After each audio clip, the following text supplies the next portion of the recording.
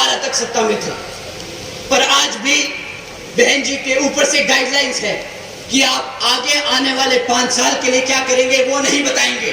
आपने पिछले 5 साल में क्या किया आप वो बताएंगे। जनता को पता होना चाहिए कि आपकी कार्यशैली कितनी मजबूत है, वो आपके भरोसे पे वोट दे, आपके काम पे वोट दे। तो साथियों, मैं आपके सामने बहन जी के कुछ काम आपके सामने रखता हूं और आप ही डिसाइड करना कि आपके लिए, आपके बच्चों के लिए सही नेता कौन है। बहन जी के गवर्नेंस मॉडल के तहत साथियों, बसपा की सरकार ने महामाया गरीब बालिका आशीर्वाद योजना चलाई थी, जिसके तहत 3,25,000 बच्चियों को 1-1 लाख रुपए देने का बहन जी ने काम किया था। साथियों, बहन जी ने अपनी सरकार में 3,250 करोड़ रुपए अपनी बच्चियों को 1-1 लाख रुपए देने का काम किया जब वो पैदा हुई, ताकि 18 जब वो 18 साल की हो तो उनको अपने माँ बाप या अपने किसी भाई बहन पे डिपेंड ना होना पड़े, वो अपने पैरों पर खड़ी हो सके। देश में पहली बार पैदा होते ही बच्ची 1 लाखपति बनी थी बहन जी के शासनकाल में। साथियों, बहन जी के गवर्नेंस मॉडल के तहत बीएसपी की सरकार ने सावित्रीबाई फुले बालिका शिक्षा योजना चलाई थी, जिसके तहत 7 लाख से ज्यादा बच्चियों को 12वीं तक की शिक्षा फ्री में प्राप्त कराई गई। यहाँ पे बहन जी ने फ्री में राशन नहीं बांटा, यहाँ पे बहन जी ने फ्री में शिक्षा बांटी है। आप सब जानते होंगे बाबा साहब क्या कहते थे। बाबा साहब कहते थे, अगर कोई शिक्षा प्राप्त कर ले, शिक्षा क्या होती है? शिक्षा शेरनी का दूध होता है, जो एक बार पी ले तो सिर्फ दहाड़ता है और दहाड़ता ही रहता है। बहन जी ने अपने प्रदेश में हर एक बच्ची को एक शेरनी बनाने का काम किया। साथियों, इस स्कीम के दौरान बहन जी ने अपनी बच्चियों के लिए 600 करोड़ रुपए खर्चे थे। हमने कभी इधर उधर पैसा नहीं उड़ाया। बहन जी ने हमेशा बहुत टारगेटेड, बहुत सटीक तरीके से सही जगह वो पैसे का इस्तेमाल किया, ताकि आने वाली जनरेशन किसी के सामने हाथ ना फैलाए।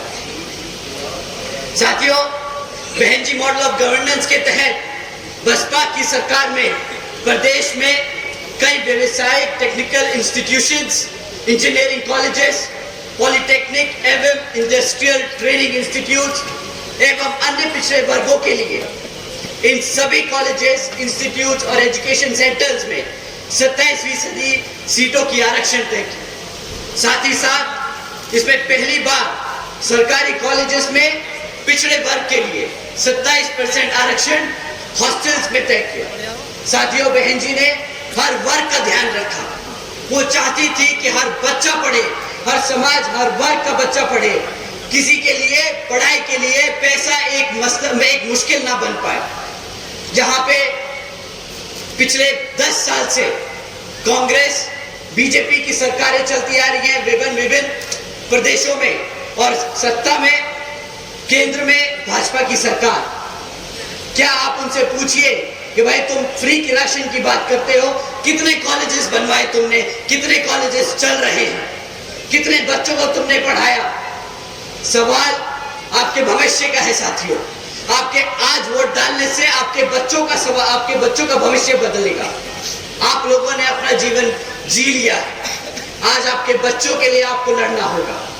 साथियों, बहन जी के मॉडल ऑफ गवर्नेंस के तहत बसपा की सरकार ने सरकारी नौकरियों के साथ साथ देश में पहली बार सरकारी ठेकों में भी आरक्षण की व्यवस्था तय की। हमारे लोग, पिछड़े वर्ग के लोग, बहुजन लोग खाली सरकारी नौकरियों में आगे नहीं बढ़ेंगे, वो प्राइवेट सेक्टर में भी आगे बढ़ेंगे।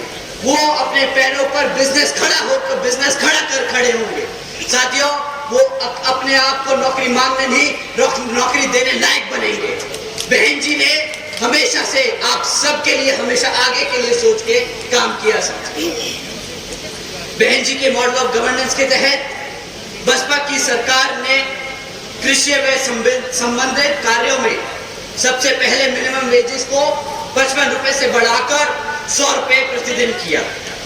साथियों, साथ ही साथ अन्य पिछड़े वर्गों के लोगों की क्रीमी लेयर की वार्षिक आय 3 लाख रुपए से बढ़ाकर 5 लाख रुपए कर दी, ताकि उन सभी लोगों को फाइनेंशियली लाभ हो सके।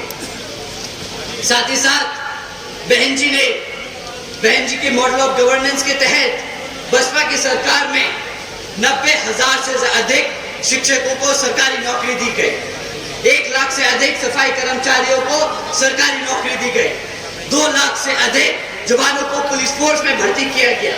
और साथियों, अपने 5.5 साल के शासनकाल में 6 लाख से अधिक अपर कास्ट समाज के सभी कमजोर लोगों को विभिन्न सरकारी नौकरियों के पदों पे नियुक्त किया गया।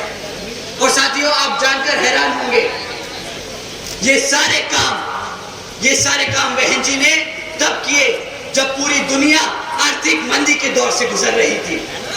इसे कहते हैं फाइनेंशियल इंस्टीट्यूशन, फाइनेंशियल नॉलेज की एक सेंसिबल तरीके से गवर्नमेंट रन करना। साथ